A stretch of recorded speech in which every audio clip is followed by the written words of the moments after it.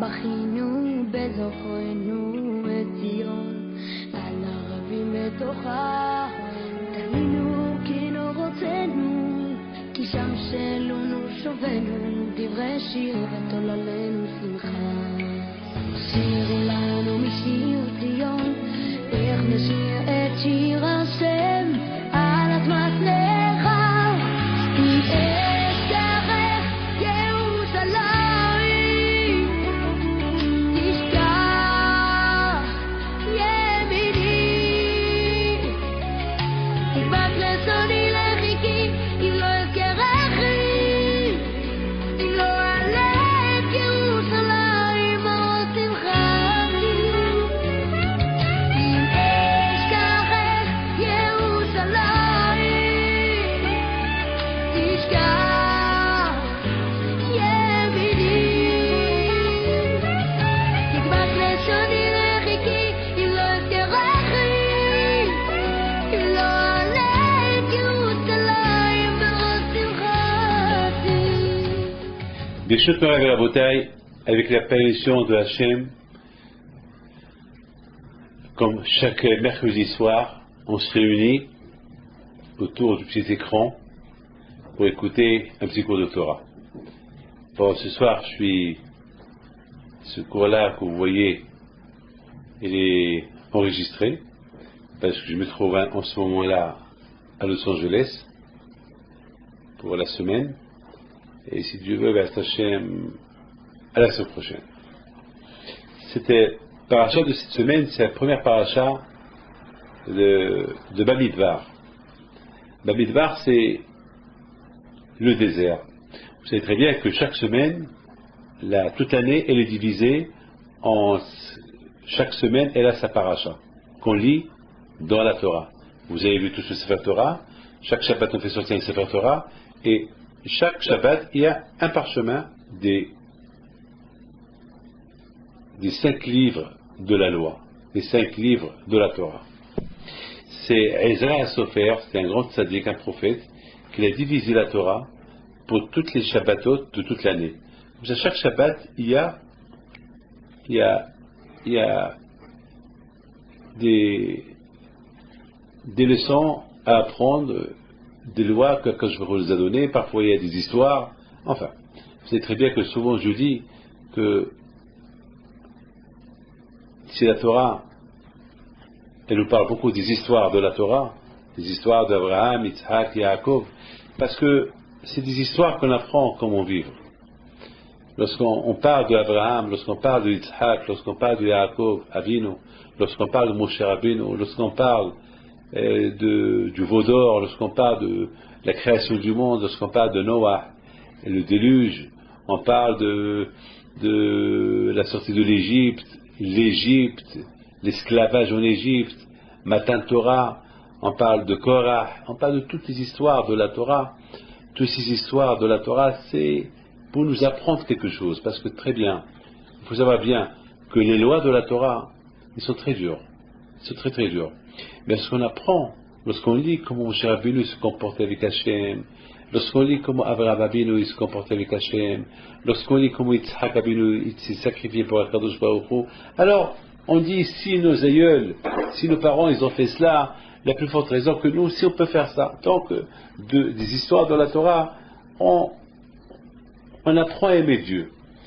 On voit comment nos parents ont aimé Dieu, comment nos parents ont servi Dieu. Alors aussi on se dit, c'est eux ils ont réussi à aimer Dieu.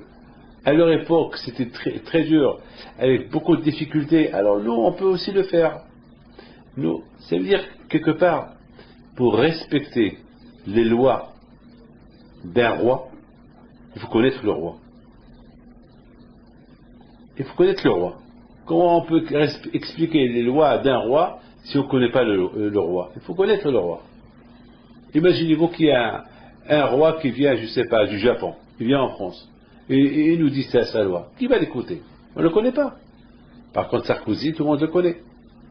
Sarkozy, tout le monde le connaît. Imaginez-vous qu'il est ici la semaine prochaine, et il y a ici le président de la Chine. Il nous donne ses lois. Les lois de la Chine, il nous les impose ici. Qui va l'écouter? On va même rigoler. Imaginez-vous que Sarkozy va en Chine et là-bas il va imposer les lois qu'il y a ici en France. Parce qu'on va l'écouter, personne ne le connaît. Mais ici, tout le monde le connaît. Ici, ces lois, on est obligé de les appliquer, parce qu'on le connaît. Et surtout, si on l'aime, alors on va bien les faire. C'est comme ça. Donc, à Kadosh Baruch Hu, lorsqu'on lit les histoires de nos parents, comment ils se comportaient avec Kadosh Baruch Hu, alors, à travers ces histoires-là, on commence à connaître qui est le roi, qui est Dieu. Et alors, lorsqu'on connaît qui est Dieu à travers nos parents, à travers comment nos parents ont servi le bon Dieu, alors, automatiquement, on applique ces lois. Alors maintenant, la paracha de cette semaine, elle parle de la paracha de Bamidbar. Cette paracha-là, elle traite, lorsqu'Hachem a dit à Moshe Rabbeinu, tu vas calculer, tu vas compter combien de Juifs il y a. Voilà. Et la Torah ici, c'est une longue paracha, et d'ailleurs cette paracha-là, elle est juste 2 semaines avant la fête de Shavuot, et d'ailleurs dans ces 2 parachiotes, la paracha de Bamidbar et la paracha de Nassau, ces 2 parachiotes qui précèdent la fête de Shavuot, elles parlent beaucoup des calculs, les calculs que Akash Baruch Hu dit à Moshe Rabbeinu. Tu vas compter combien il y a dans la tribu de Reuben, combien de Juifs il y a dans la tribu de Shimon, de Lévi, de Yehuda, de Issachar, de Zvulon. Et Lévi, bien sûr, ils étaient comptés seuls, pas comme tout le monde. Ils ont été calculés dans la paracha du Shabbat prochain, la paracha de Nassau. Et aussi, ils ont été calculés, comptés par leur famille, parce que chaque famille, combien ils étaient, à partir de quel âge ils ont été comptés. Et ici, dans ces parachutes-là, on n'a pas calculé les femmes. Les femmes et les enfants, ils ne sont pas calculés. On a uniquement calculé les enfants qui sont à partir de l'âge de 20 ans. Alors, ça veut dire que vers la fin, on va trouver qu'il y a à peu près 600 000 personnes et des poussières. Je dis le mot des poussières, Shalom, il n'y a pas de poussière. Mais alors, imaginez combien d'enfants il y avait. Imaginez combien des vieux il y avait, combien des femmes il y avait, combien des filles il y avait. Bon, on ne sait pas. Ils étaient quelques millions peut-être. Vous imaginez quelques millions de personnes dans le désert, dans les tentes. Aïe, aïe, aïe. Il fallait leur donner à manger chaque jour, matin, midi et soir. Et tout ça, c'est Hachem. Hachem, il leur a donné à manger matin, midi et soir. Aïe, aïe, aïe, aïe, Kadosh Baruch Hu. Kadosh Baruch Hu. Beaucoup de fois, on s'inquiète. Comment on va vivre? Comment on va vivre demain? Vous voyez, on était des millions de fourmis, des millions d'insectes. Est-ce qu'ils pensent qu'est-ce qu'ils vont manger? Chacun il a sa parnassa, chacun il a son repas. Les uns mangent les autres, et c'est comme ça, chacun il pense, chacun il mange. Bon, nous on ne mange pas chacun. Et Akadosh Baruch Hu, comme que eux, Akadosh Baruch Hu, il a créé la nature chez eux, chez les animaux, que l'un mange l'autre, et c'est comme ça qu'ils vivent. Nous, c'est Akadosh Baruch Hu nous a donné une façon comment vivre. C'est pas chacun va manger l'autre, mais Akadosh Baruch Hu, il nous a donné des méthodes. C'est pour ça, c'est ça la Torah. C'est-à-dire, voilà les choses qu'il faut faire, tu vivras. C'est extraordinaire. On dit la prière le matin, Akadosh Baruch Hu, il écoute même la prière des corbeaux. Les corbeaux. Parce que le corbeau, lorsqu'il vient de naître, sa mère, elle l'abandonne. Et pendant ce temps qu'il est abandonné, il a faim. Et Akadosh Baruch Hu, il lui apporte à manger. Il lui en va. Il y a des vers qui sortent de la coquille d'où il est sorti. Lorsque le petit poussin corbeau il sort de sa coquille, elle pourrit, il y a des vers qui sortent là-bas, et c'est avec ça qu'il se nourrit le petit corbeau là. Jusqu'à que notre temps que sa mère elle retourne, et elle vient le récupérer. Et c'est comme ça. Akadosh Baruch Hu, il pense à tout le monde. Beaucoup de fois, je vois, on était, je sais pas, je suis au Maroc, en Israël, ou en France, dans la campagne, je vois par exemple des milliers d'insectes, des milliards d'insectes, des fourmis qui font des autoroutes, les fourmis. Et tous ils sortent, je me demande, mais qu'est-ce qu'ils vont manger? Qu'est-ce qu'ils ont à manger? Yeah! Et que je vais au coup, il leur donne, t'inquiète pas. Hachem, il sait. Une fois, je raconte une histoire. Une fois, j'étais à la maison, c'était un vendredi.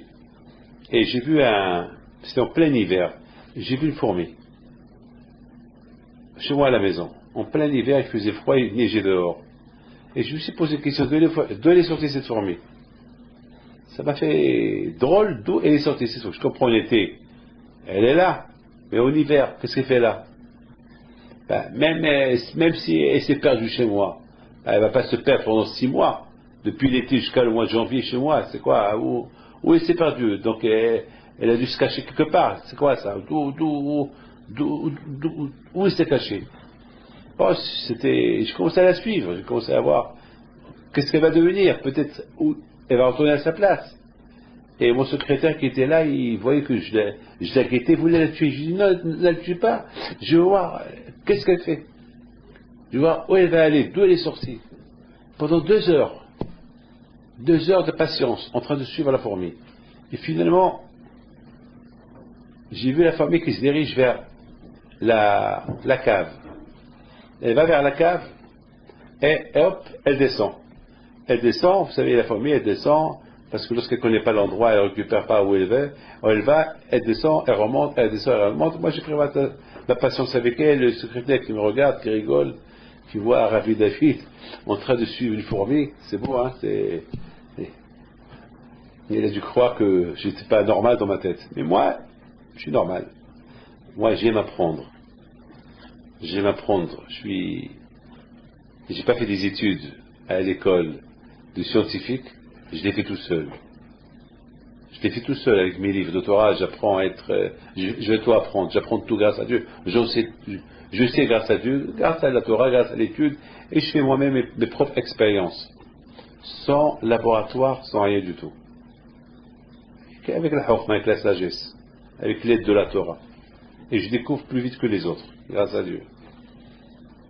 Et voilà la bouteille, je vois la fourmi, elle descend, et après, elle descend encore un escalier, et hop, je vois qu'elle descend à la 4e escalier au 5e, et je vois qu'elle se fait piéger dans les toiles d'araignée. Et je vois une araignée qui sort, et hop, elle attrape. Elle entoure, elle la prend vers elle.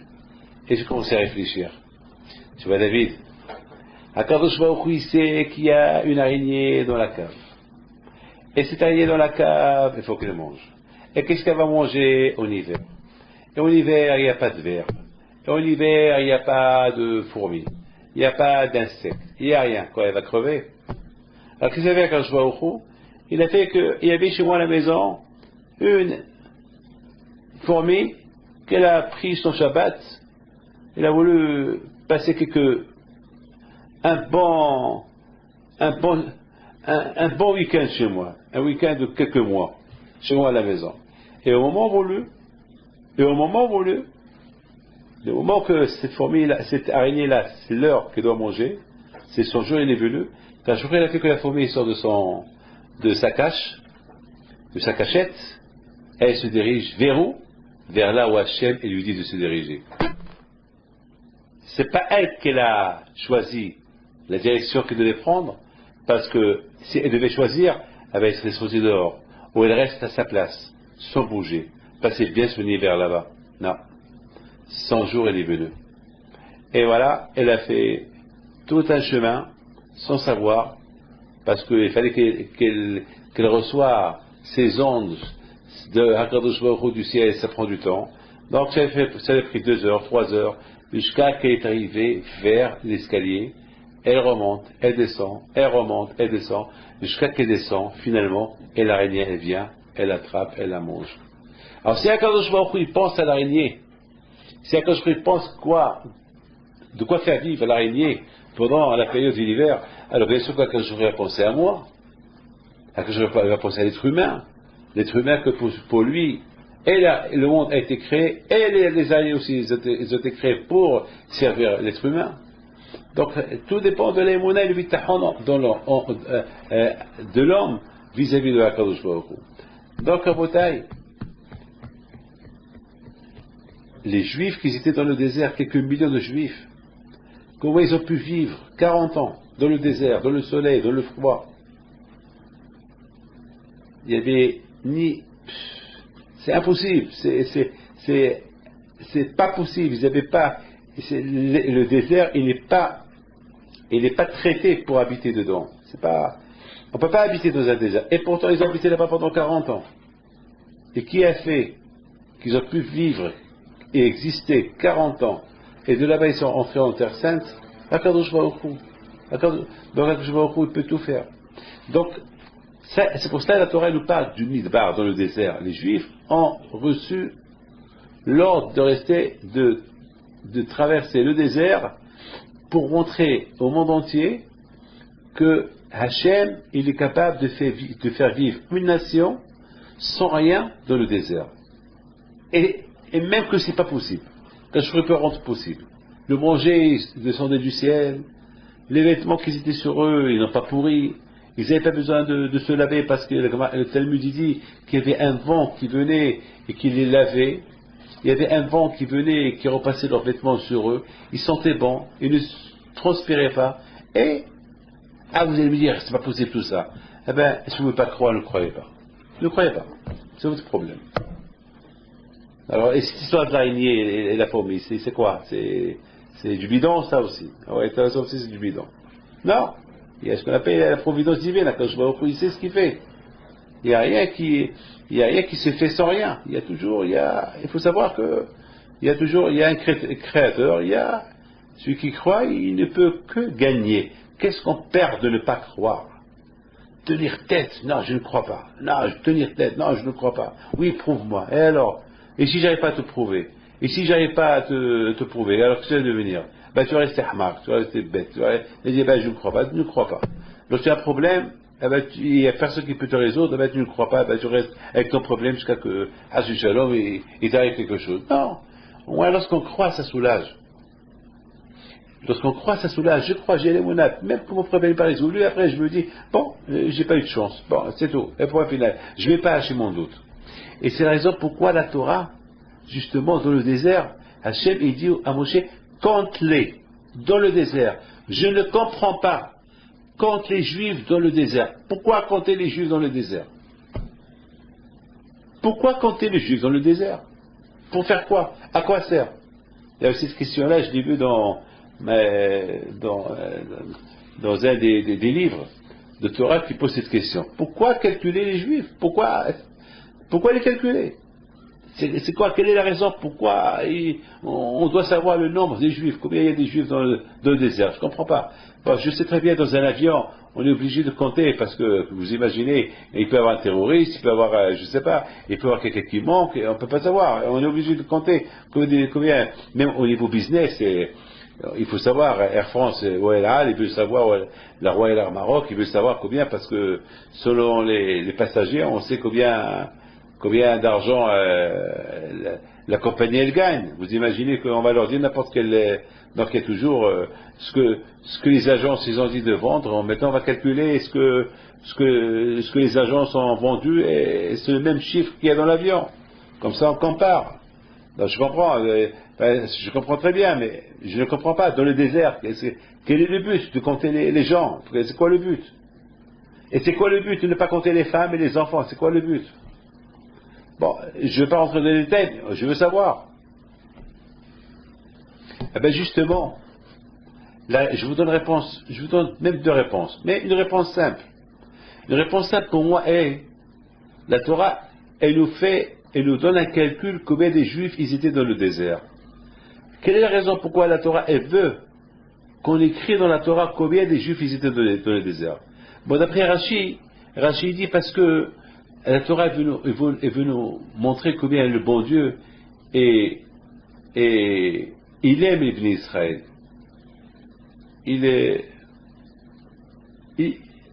Chaque fois lorsqu'on compte quelque chose, ça prouve combien on aime la chose.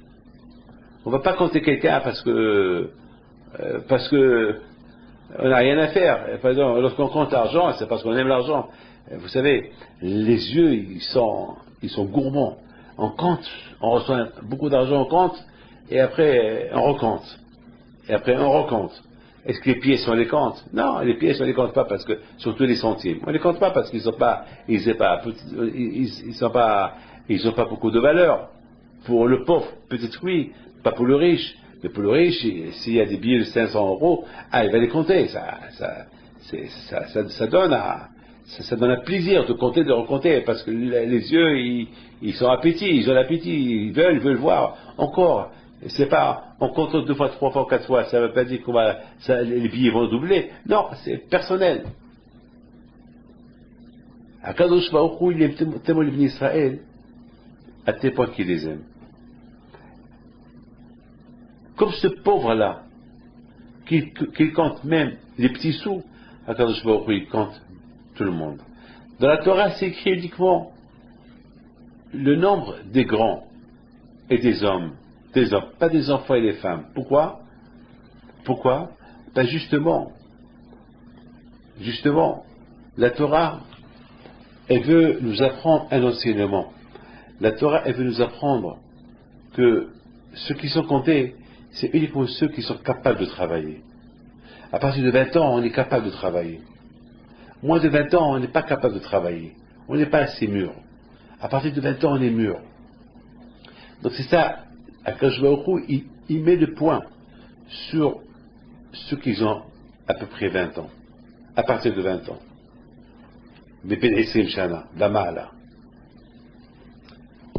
C'est-à-dire que c'est très important pour Akadosh Baruch Hu qu'à partir de cet âge-là, de 20 ans, tu dois être mûr, tu dois être un homme qui fait le mitzvot, Torah mitzvot. Et justement, les femmes, la Torah ne les calcule pas, les femmes. C'est pas parce que Akadosh Baruch Hu ne les considère pas. Non, c'est parce que les femmes, eux, ils s'occupent, ils ont un autre travail. Ils ne sont pas obligés d'aller étudier la Torah. De temps en temps, ils peuvent aller écouter un cours de Torah, mais ils ne sont pas obligés. Ils ne sont pas obligés de faire la prière. S'ils veulent, ils peuvent. Il y a beaucoup de mitzvot que les femmes ne sont pas obligées de les faire. Les enfants aussi. Jusqu'à un certain âge, ils ne sont pas obligés de faire certains mitzvot. S'ils font, c'est uniquement pour les éduquer. Les éduquer. Donc c'est la raison pourquoi les filles aussi, on ne les calcule pas les filles. C'est pas parce qu'on les aime pas. Sans les filles, on n'est pas là. Il faut qu'on se marie. On a besoin des femmes. Et bien justement, la Torah, elle dit non.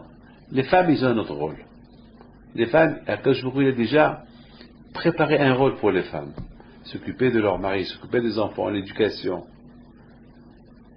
C'est très important. Aujourd'hui, malheureusement, la femme, elle dit, elle veut prendre aussi le rôle de l'homme. Voilà la carotte, elle peut si elle veut. Elle a ma permission si elle veut. Elle peut prendre le rôle d'homme, mais qu'elle n'oublie pas. Qu'elle n'oublie pas son rôle de femme. Qu'elle n'oublie pas, parce que c'est à cause de ça qu'il y a beaucoup de problèmes de couple. Parce que la femme, elle veut prendre le rôle de l'homme, elle s'oublie qu'elle est une femme. Et beaucoup de fois aussi l'homme, il fait pareil. Il veut prendre le rôle de la femme, et il oublie qu'il a le rôle d'un homme. Je me rappelle une fois, j'étais au Maroc, j'étais chez quelqu'un, et chaque fois je voyais que le mari, il rentrait à la cuisine. Il discutait avec sa femme. Et à un moment donné, encore il rentre, il discute avec sa femme, il sort. J'étais chez eux pendant une semaine. Et tout le temps, je voyais que la femme était tendue.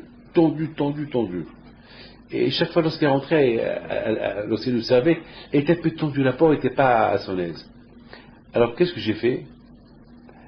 Je me suis levé, j'ai suivi le mari. Et je voyais que le mari, il criait à sa femme. Oui, mais tu as vu, il manque de la sauce là, mais pourquoi tu n'as pas fait ça? Pourquoi tu n'as pas servi ça, cette viande dans telle assiette? Mais pourquoi ça? Elle lui dit, mais d'accord. À un moment donné, je dis, monsieur, viens. Ton rôle, c'est à la salle. Reste à côté de tes invités. Laisse ta femme se débrouiller. Elle sait ce qu'elle fait. Ne fais pas de son travail. Elle sait ce qu'elle fait. Sinon, alors toi, tu restes à la cuisine et que ta femme, elle va travailler. Alors choisis. Ou ça.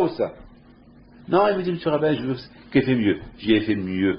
Depuis que toi, tu essaies de gérer un peu l'affaire de la cuisine, tout est mauvais. Alors laisse-la faire.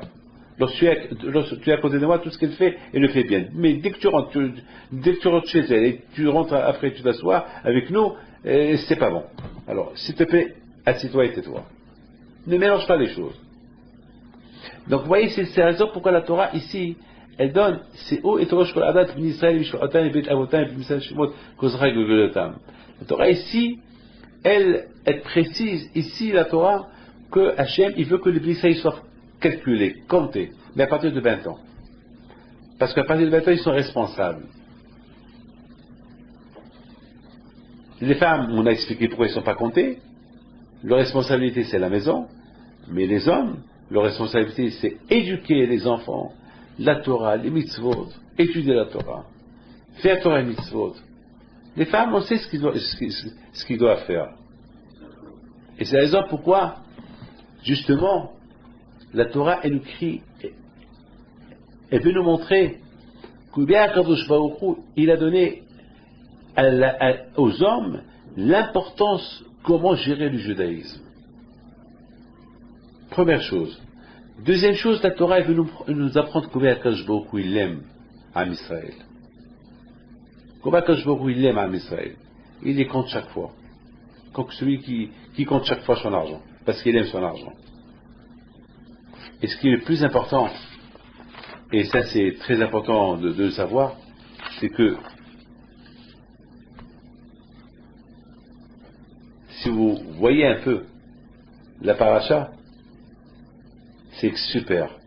La Torah elle écrit comme ça. La Torah elle écrit que Hachem il a parlé à Moshe dans le désert, écoutez bien, à Sinaï, dans la tente dans le tabernacle, le premier du mois, le deuxième mois, ça veut dire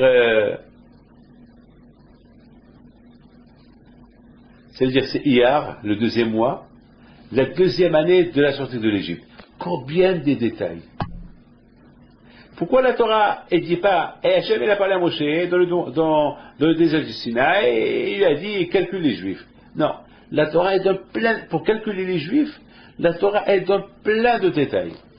Hachem il a parlé à Moshe dans le désert du Sinaï, dans le tabernacle, le premier du mois, c'est le premier Iyar, le premier du deuxième mois, la deuxième année de la sortie de l'Égypte. Pourquoi tous ces détails? Que j'ai besoin de savoir tous ces détails-là?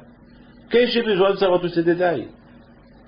Par exemple, imaginez-vous que on dit sur moi, et Rabbi David, il est parti de la rue du Plateau, de la Yeshiva, du 19e arrondissement, numéro 11, le mercredi 1er janvier 1900. Pourquoi tout ça? Pourquoi tout ça? Pourquoi tous ces détails? Pourquoi tous ces détails? C'est pas la peine de... La Torah, vous savez, chaque lettre dans la Torah, ça pèse lourd. Hein? Chaque lettre de la Torah, il y a quelque chose qui nous apprend quelque chose. Alors pourquoi tous ces détails? Eh bien, écoutez très bien. Lorsque quelqu'un il veut voyager aux États-Unis, il achète un billet. Et dans le billet qu'il y a, la date, le numéro de vol, la compagnie, l'heure, le siège et la destination. Et la date, le jour, la date, le mois et l'année. Alors là aussi je vais poser une question. Pourquoi tout ça? Pourquoi on ne dit pas M. Pinto est parti mercredi Non, il faut tout ça. Parce que pour prendre cet avion, parce que un voyage, lorsque tu prends l'avion, c'est important. Pour ne pas se tromper que tu prends un autre avion et tu voyages une autre date où tu risques de perdre ton billet parce que l'année où le pays peut être périmé. Donc, il faut beaucoup de détails. Hakadosh Baruch Hu, il aime tellement les d'Israël, tellement qu'il les aime que le jour qu'il a commencé à les calculer, à voir combien ils sont, il a fallu tous ces détails-là. Il a fallu tous ces détails quand il a décidé de calculer, et quel moment, et où, et quel endroit, quel mois, quelle date, etc., etc. C'était important pour lui. La Torah veut nous apprendre que de la même façon que Kadosh Baruch Hu, il nous a compté bidiouk avec des détails, comme ça Hachem, il nous surveille, il nous calcule chaque seconde de chaque seconde, chaque minute de chaque minute. Peu n'importe dans quel endroit chaque juif il se trouve. Même s'il y a un décalage horaire ici, et il y a un autre décalage horaire là-bas. C'est pareil. C'est tout calculé chez Akadosh Baruch Hu.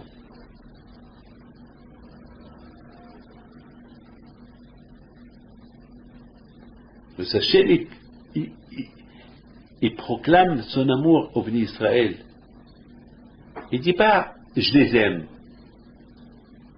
Hachem, il veut dire exactement comment il les aime. Et à partir de quel moment il les aime. Et quand il les aime. Et comment il les aime.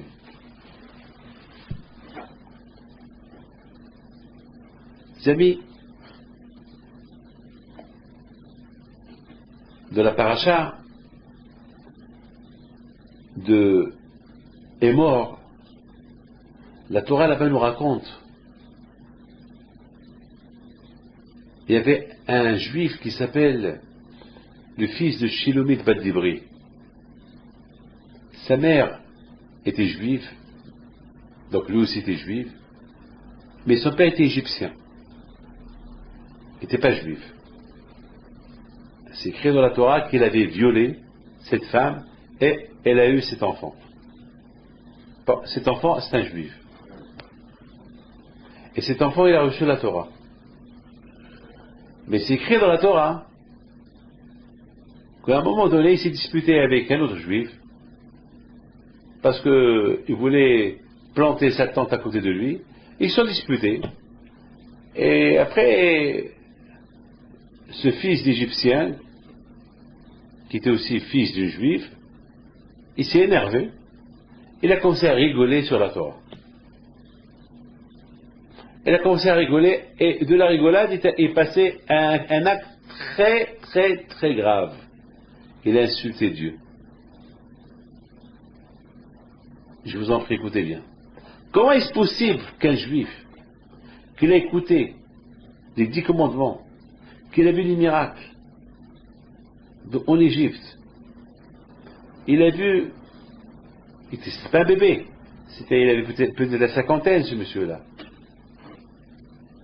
Comment ce monsieur-là, qui a écouté les 10 commandements, il mangeait la manne dans le désert, il a vu le Beth Amikdash, comment il est arrivé à se moquer de la Torah,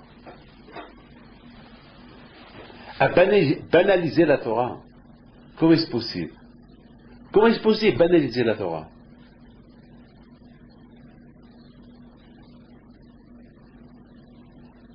C'est dur à croire, mais ça s'est passé. C'est dur à croire, mais ça s'est passé comme ça. Et après, il a insulté Dieu.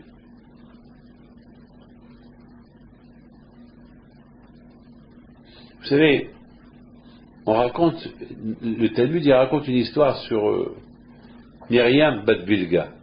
C'était une fille du Kohen Gadol, à l'époque des Grecs, à l'époque des Hashmonaïm, avant le miracle de Hanouka, les Grecs ils gouvernaient Israël. Et lorsque les Grecs ils ont occupé Israël, ils ont arrêté, ils ont cessé les sacrifices qui se faisaient au temple, ils ont commencé à sacrifier les cochons. C'était des Grecs, des Goïs, ils ont commencé à sacrifier les cochons. Et finalement, un jour, Myriam Bat Bilga, qu'elle a fait connaissance d'un grec, et elle a quitté sa religion juive, elle est partie avec lui. Et un jour, elle vient au temple, elle vient au Beth Amikdash, elle vient vers l'autel du sacrifice, elle donne un coup de pied, elle commence à donner un coup de pied à l'autel de sacrifice. Elle a commencé à dire, toi, comme des juifs, ils ont sacrifié des sacrifices sur toi, et voilà maintenant, ils sont menacés d'assimilation, ceux qui respectent la Torah, ils ont été massacrés, et toi, où es-tu? Elle parle avec qui? Elle parle avec l'autel de sacrifice, mais au fait, elle parle avec Dieu. Parce que l'autel de sacrifice, c'était là-bas, on sacrifiait des sacrifices pour Dieu. C'est-à-dire qu'elle parlait, se disant, elle parle à Dieu. Et toi, Dieu, où tu es? Malheureusement, aujourd'hui, beaucoup des Juifs qui disent, où étais-tu lorsque les Allemands ont tué les Juifs? C'est vrai, je comprends. J'ai de la peine. Vous savez que moi aussi, je suis Juif, moi aussi. Moi aussi, j'ai de la peine. J'étais à Auschwitz. Et j'ai vu Auschwitz, j'ai vu ces camps de concentration. Moi-même, ça m'a révolté un peu. Moi-même, j'ai dit, Hachem, comment est-ce possible Après, j'ai dit, David, tais-toi. C'est ça le prix d'être juif. Le prix d'être juif, c'est le sacrifice. Si tu dis que tu aimes Dieu, alors il faut aimer Dieu, pas lorsque tout va bien. Il faut aimer Dieu lorsque... C'est pas facile. On apprend ça de Yitzhak Avinu. Yitzhak Avinu, à la Shalom, lorsqu'un jour il dit à Abraham, tu prends ton fils, tu le sacrifies. Abraham, il aurait pu dire à Dieu, attends, ça va pas, qu'est-ce que tu me demandes? Tu me demandes et si j'ai sacrifié mon fils, d'où le peuple juif va sortir? Mais il n'a pas posé de question. Il a fait ce qu'Hachem lui a dit de faire. Un juif, il ne pose pas de question, c'est tout. Lorsqu'on prend une vache pour l'égorger dans l'abattoir, est-ce que la vache, il dit, attendez-moi que je me repose, je fais une sieste? Non. Est-ce qu'il dit, je t'en prie, attendez jusqu'à demain? Non. Elle se laisse faire, elle se laisse aller, on la prend, ça y est. Jusqu'à l'endroit où elle est abattue, c'est ça. Où elle est égorgée, c'est ça. Donc, cette femme-là, Myriam Bat Vilga, elle a commencé à respecter, oui, Hachem, où tu étais, lorsque tout l'argent qu'ils t'ont donné, les sacrifices qu'ils t'ont fait, maintenant voilà où tu es. Alors, tout ça c'est bidon. Je vous dis quelque chose. Il dit Havetz Haïm. Comment est-ce possible que cette fille-là, qui a été le fille du Kohen Gadol, comment est-ce possible, elle, que son père, toute sa famille travaille dans le temple, dans le Beth Amikdash, est arrivée à parler comme ça à Dieu? Et qu'est-ce qu'il dit Havetz Haïm? Cette femme-là, c'est la fille du Kohen Gadol. C'est une juive. Mais si elle parle comme ça, c'est qu'elle n'était pas convaincue. Elle n'a pas reçu une éducation convaincue. Et ses parents n'ont pas convaincu dans la religion. Parce que lorsqu'on éduque nos enfants, il faut les convaincre. On ne peut pas forcer les enfants. Fais ça et fais ça. On ne peut pas. Il faut aller doucement avec eux. Il faut éduquer les enfants selon, avec un beau rythme, avec sagesse. C'est pas avec ça, avec les coups, tu vas les rendre des bons juifs. Non. Tu peux pas. C'est pas possible. Parce qu'un enfant, de plus que tu le pousses à faire, tu l'agresses, il devient contre toi. Il se révolte à la fin. Il faut depuis le départ, quand il y a quelqu'un qui fait mes Shabbats, il est à la plage avec toute sa famille, et un jour il fait teshuva. Son père il est mort, il fait teshuva. Et après il commence à mener la terreur à la maison, pourquoi ils allument la télévision Shabbat, et on dit, écoute-moi, toi jusqu'à maintenant tu faisais comme ça, toi tu as fait teshuva, nous, toi maintenant tu es convaincu, moi nous on n'est pas convaincus, il fallait nous éduquer depuis qu'on était jeunes, mais toi c'est pas possible. Il a commencé à se disputer avec eux, ils l'ont tout quitté, ils sont tous mariés avec des goy. Voilà, et lui aujourd'hui il pleure, c'est ta faute. Donc l'éducation, si le Kohen Gadol de l'époque, s'il avait éduqué une bonne éducation à sa fille Myriam, Myriam n'aurait pas parlé comme ça. 100%, il faisait semblant qu'il était un grand tzaddik, mais il n'était pas un tzaddik. Il peut-être critiquait les gens, il parlait de la shonara chez lui à la maison, il était bien avec tout le monde dehors, mais chez lui il se comportait d'une autre manière. Il y a beaucoup de gens qui se comportent, les gens comme des tzaddikim, mais à la maison ils sont, regardez-moi tout, je suis un rabbin, je suis comme ça à la maison. Mais si devant vous je suis bien et à la maison je suis un autre, je prends mon chapeau de jette, je prends mon équipage de jette et j'enlève ma chemise Qu'est-ce qu'ils vont apprendre mes enfants? Ils vont dire celui-là, c'est deux visages. Monsieur le rabbin des deux visages. Qu'est-ce qu'il va apprendre de moi? Et si demain je leur donne, je leur dis il faut faire ceci, cela dans la Torah, ils ne vont pas le croire. Parce qu'ils vont me dire papa, qu'est-ce que tu es en train de nous apprendre? Toi-même tu n'es pas convaincu. Qu'est-ce que tu es en train de nous. Donc, oui, c'est ça. Mais les gars, si elle parle comme ça, c'est que il y a un problème. D'après ça, je comprends. Ce juif-là, qui est le fils d'une juive et le fils d'un Égyptien, s'il est arrivé à banaliser la Torah et à insulter Dieu, c'est parce qu'il n'a pas reçu une bonne éducation, il n'a pas écouté des bonnes choses chez lui à la maison, sur Dieu, sur la Torah. Sinon, c'est pas possible qu'il parle comme ça.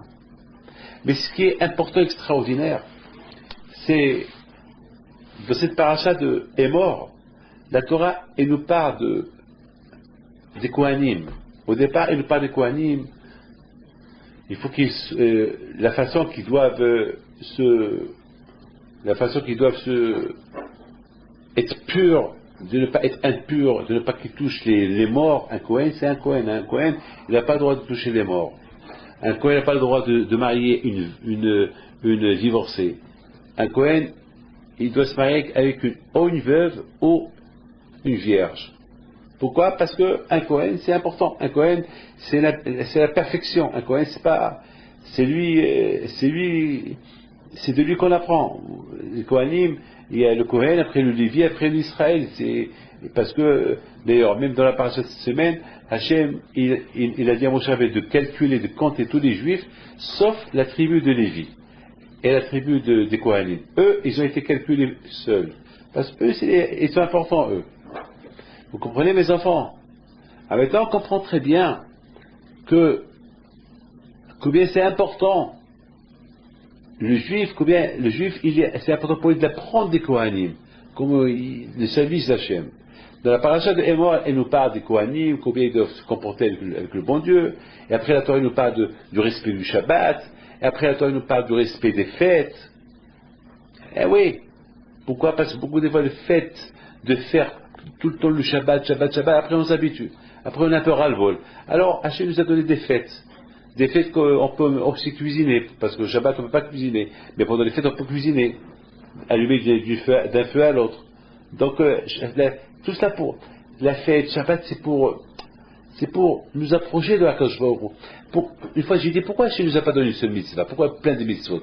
Parce que si on fait toujours la même mitzvah, après on se dégoûte. Mais le fait qu'il y a beaucoup de mitzvot, une mitzvah est différente de l'autre, etc., donc on n'a pas l'habitude de s'habituer à une mitzvah et pour dire j'ai ras de cette mitzvah. Parce que toujours une mitzvah, elle est nouvelle. Et même si après je vais faire une mitzvah que j'ai déjà fait l'année dernière, déjà l'année est passée, comme Kippour, c'est une fois dans l'année, comme Pessah, une fois dans l'année, Sukkot, une fois dans l'année. Mais Shabbat, c'est chaque semaine. C'est chaque semaine. Bon, il y a toujours un espace de 6 jours qui passe. Entre-temps, on oublie l'habitude du Shabbat passé. Mais Akash nous a donné beaucoup de fêtes. Et aussi Akash nous a donné par exemple savoir ne pas être attaché à l'argent tout le temps. Donc il y a la Shemitah, on travaille nos terres pendant 6 ans, après la 7e année on se repose, on ne la travaille pas. Donc quelque part pour se déconnecter du business et aller à l'échiva étudier. Et aussi à Botaï, le Ktsera en mer, lorsqu'on commence à commencer la récolte, la première récolte on apprend pour Akadosh Baruch Hu, Beit Hamikdash. Donc tout ça donc ça veut dire que pour arriver à être attaché à Dieu et attaché à Akadosh Baruch Hu, il faut toujours des mitzvot. Il y a toujours être attaché toujours avec les mitzvot, c'est-à-dire toujours faire quelque chose de nouveau. Et chaque matin qu'on se lève, c'est comme un nouveau jour, comme si on a reçu la Torah de nouveau.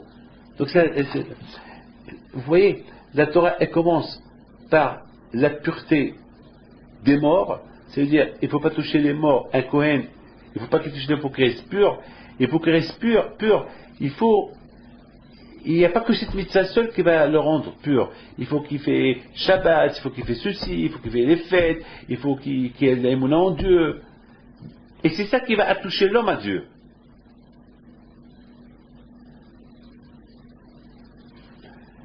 Le fait qu'il y a toujours des mitzvot différentes les uns des autres, alors On trouve toujours du nouveau dans chaque mitzvah. Alors, ça nous fait attacher à Dieu. Et c'est la raison. Mais lorsque on banalise les choses, on dit, ça c'est rien, allez, ça c'est rien, allez, ça suffit, ça c'est du temps. Ça c'était à l'époque qu'on faisait ça, pas maintenant. Pourquoi à l'époque? Pourquoi pas maintenant? Pourquoi pas maintenant? Pourquoi on dit, c'était à l'époque qu'on mangeait, mais on ne mange plus? Mais si tu ne manges plus, tu crèves. Alors, toujours c'est toujours, alors il n'y avait pas, c'était avant, il n'y a pas, la Torah, de la même façon qu'on a reçu la Torah il y a quelques milliers d'années, cette même Torah elle est restée, cette Torah n'a pas changé. Donc lorsqu'on ne fait pas attention, on banalise les choses, ça rien, et ça rien, allez Shabbat, pourquoi on ne prend pas l'ascenseur, pourquoi on ne peut pas allumer le lumière, pourquoi on ne va pas mettre la minuterie à la télévision, ça rien tout ça, allez, ça suffit. Lorsqu'on banalise les choses à la fin qui sont faites, on insulte Dieu. Lorsqu'on banalise les mitzvot, à la fin, on arrive à insulter Dieu. Et c'est la raison pourquoi la Torah, elle parle de cet Égyptien qui a insulté Dieu, après que la Torah elle nous a parlé de tout cela. C'est-à-dire que le seul moyen pour ne pas banaliser la Torah, et ne pas arriver à Hashu Shalom, à dire Hashem, Hashu Shalom, banaliser. Vous savez que si on dit, il y a deux façons comme on peut insulter Dieu. Lorsqu'on l'insulte, ou bien lorsqu'on dit, ça c'est rien, allez, pourquoi il faut faire ça? Ça s'appelle insulter Dieu. Vous avez compris? C'est la raison pourquoi la Torah nous parle de tout cela. La Torah nous parle que lorsqu'on ne fait pas cela, c'est grave. Et lorsqu'on s'attache, lorsqu'on fait tout pour rester pur, on fait le Shabbat, on fait les fêtes, on fait les mitzvot, alors on fait attention aux mitzvot, alors toujours on bénit Dieu. Baruch Ata Hashem, toujours le nom de Dieu, il est béni chez nous, il est béni.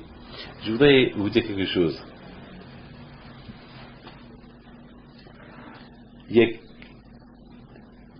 Lorsqu'il y a 2 semaines, j'étais quelque part il y a 2 semaines, je suis parti à un enterrement, au 16e. J'étais à une clinique, et j'étais voir, c'est M. Yehia Tojman, Alav Shalom, et lorsque j'étais de retour, de loin je voyais la Tour Eiffel. Et je voyais un monde fou dans la Tour Eiffel. Tout le monde qui prenait des photos. Et je me suis posé une question. Est-ce que les gens, les immeubles, les locataires qui habitent dans les immeubles qui sont autour de la Tour Eiffel, est-ce que chaque seconde ils rentrent et ils prennent des photos à la Tour Eiffel? Non. Pourquoi? Parce qu'ils sont habitués. Et qui prend les photos à la Tour Eiffel? Les touristes. Dès qu'ils arrivent, les touristes, waouh, ils voient la Tour Eiffel, waouh, ils l'appellent mademoiselle. Pareil, comme ça ils disent ici en France. Ils appellent la Tour Eiffel mademoiselle. Je ne sais pas pourquoi on ne l'appelle pas monsieur. Je ne sais pas pourquoi. Bon, je ne vais pas rentrer dans les détails. Peut-être parce qu'elle a une forme d'une femme, et pourquoi pas la forme d'un homme, gros. Je ne comprends pas. Bon, ça c'est parce que toujours c'est.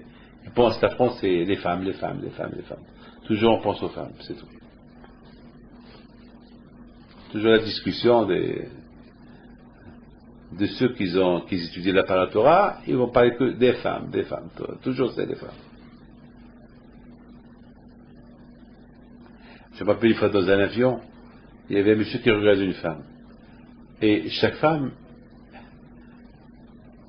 qu'elle remarquait qu'il la regardait, elle s'arrangeait encore. Et je commençais à rigoler tout seul. Imaginez-vous que cet homme-là, il regarde un autre homme. Qu'est-ce qu'il va dire l'homme? Qu'est-ce que je suis en train de regarder? Mais la femme, ça lui plaît. Elle veut qu'on la voie. Mais dans la Torah, justement la Torah, elle ne veut pas qu'on regarde trop la femme. On ne veut pas trop pour ne pas avoir de mauvaises pensées. C'est pas que la Torah elle veut nous priver de voir la beauté d'une femme, non. Tu peux trouver la beauté d'une autre femme, si tu veux. La Torah, elle s'appelle une femme. Comme il y avait un rabbin qui a dit, moi j'ai 2 femmes. Alors tout le monde était choqué. Quoi, tu as 2 femmes? Oui, j'ai 2 femmes. Comment tu as 2 femmes? Ben oui, j'ai 2 femmes.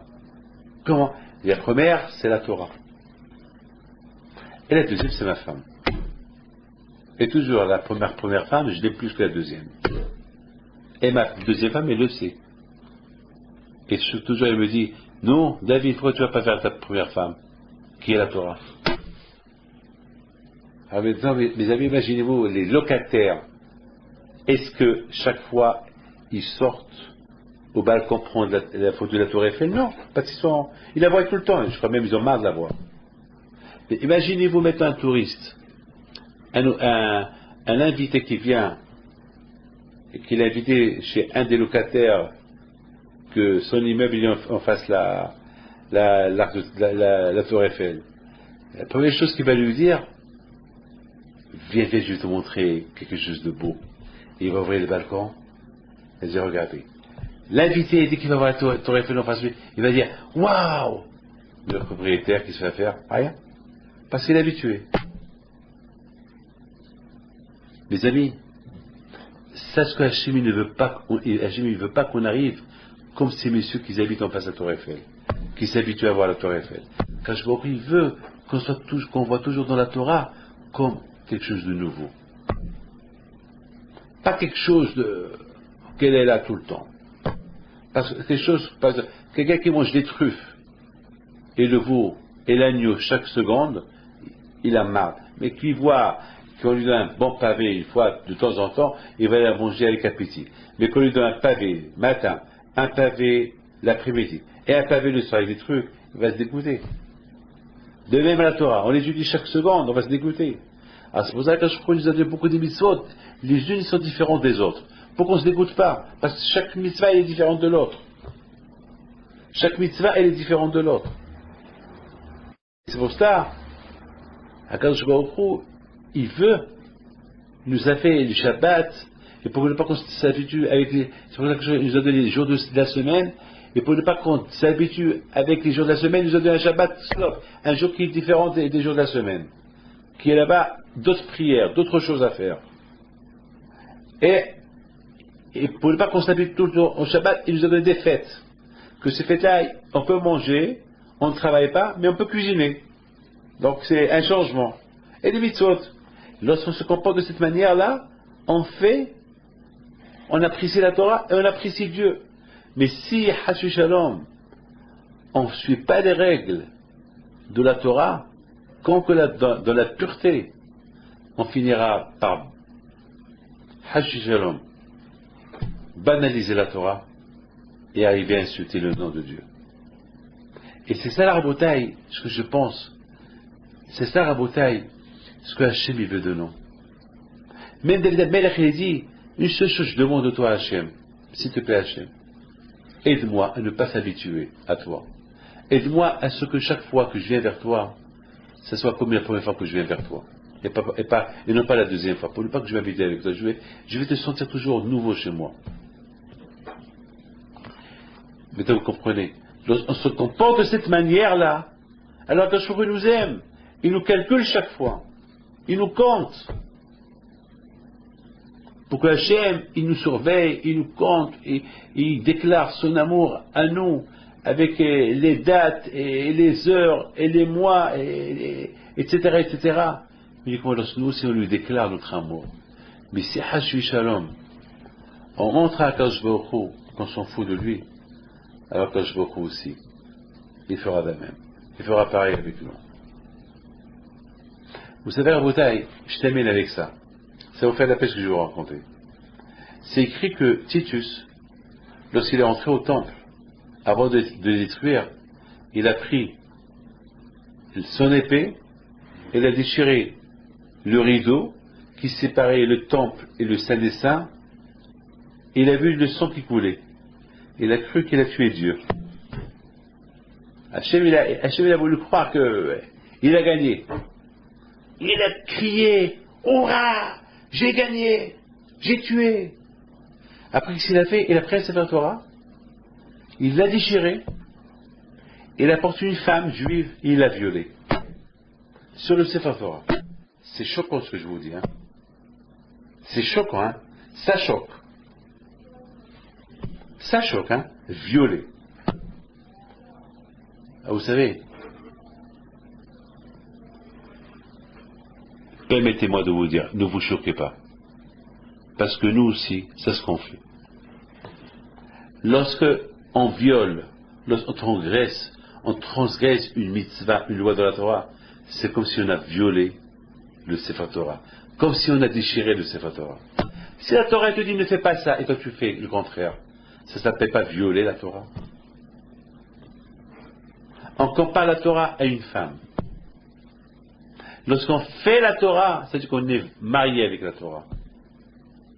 Mais lorsqu'on transgresse les mitzvot de la Torah, comme si on viole les mitzvot de la Torah. C'est grave ce que je dis, mais c'est ça. C'est les choses qui sont claires. Mais lorsque, et Akash Baruch Hu calcule, comme c'est écrit dans Pekavot, et tout ce que tu fais, c'est écrit dans les livres. Tout ce que tu fais, la faute, la date, l'heure, la minute, la seconde, l'endroit, tout ce que vous voulez, c'est écrit dans le livre. Et les conséquences de cette faute-là, si tu as fait une faute, et cette faute elle a fait des conséquences, parce que d'autres ils ont vu ce que tu as fait ou ils font pareil, alors c'est toi qui encaisses leur faute. Et si d'autres ils font, c'est toi qui encaisses. Et s'il y a 1000 qui font la faute, eh ben c'est toi qui encaisses les 1000 fautes. C'est toi la source.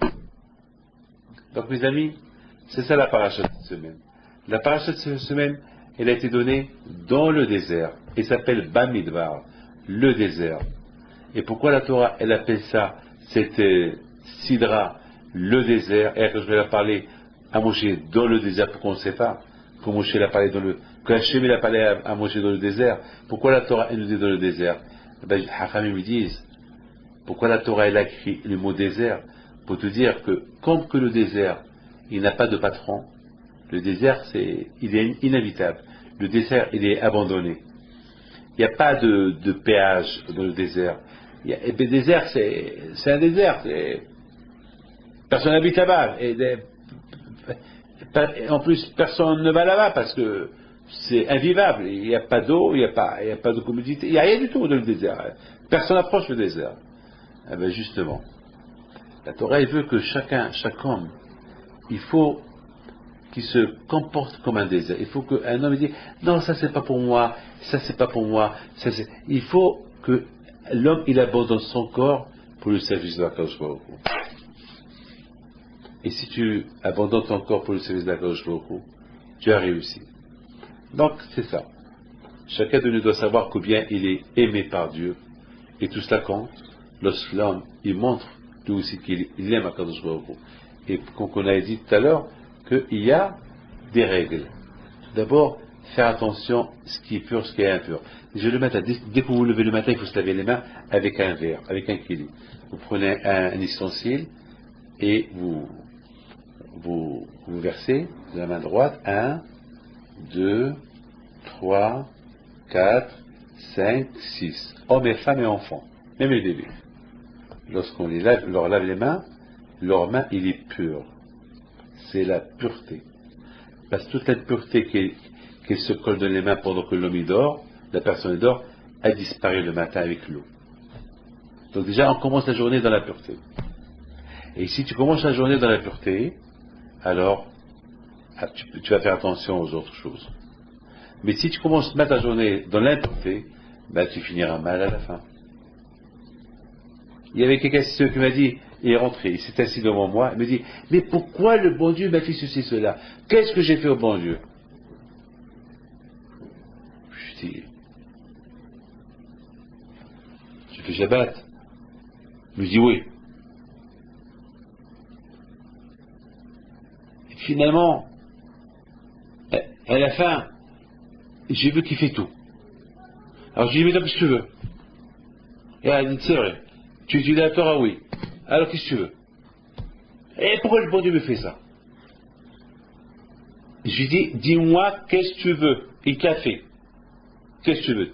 Très bien, tu as perdu ton travail, tu as des dettes, tu as perdu ton bail, très bien, alors qu'est-ce que tu veux? Quoi? Tu étais un bon juif uniquement pour que tant que le bon Dieu te donne, et tant qu'il ne te donne plus, mais tant qu'il a arrêté le contrat avec toi, ça y est, tu veux le nier, qu'est-ce que tu veux? Il me regarde, il me dit, non, je veux rien de plus, je m'excuse.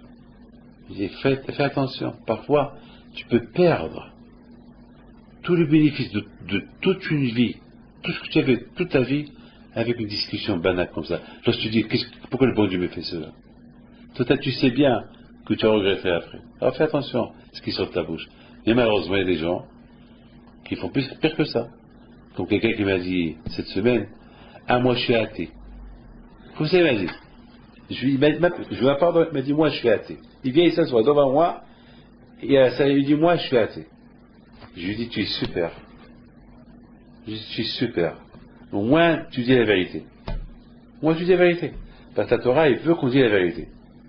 Donc, quelque part, tu es athée, mais tu crois à de la Torah. Parce que la Torah, il dit que celui qui dit la vérité, il est super. Donc, tu es super. Il me dit, avant, la Torah, il dit ça? Je dis, oui.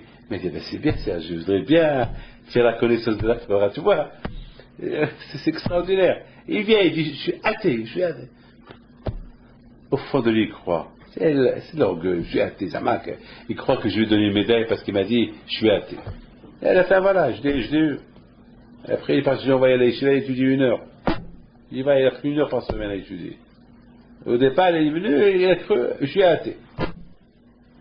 Mes amis, je vous souhaite une bonne soirée, que Dieu vous protège, et que le bon Dieu vous donne la santé, et que Hachem, il nous protège de cette griffe porcine, que Hachem, il fasse qu'elle soit éliminée, qu'on n'en parle plus, et chaque cours, vous voyez que je fais une prière, vous aussi, n'oubliez pas de vos prières, priez, faites attention à vous, lavez-vous les mains chaque fois que vous êtes en contact avec n'importe qui. Si vous savez que vos mains sont sales, que vous avez touché des gens et tout ça, ne prenez pas le risque pour vous-même, votre famille et les autres. Que Dieu vous protège et à bientôt.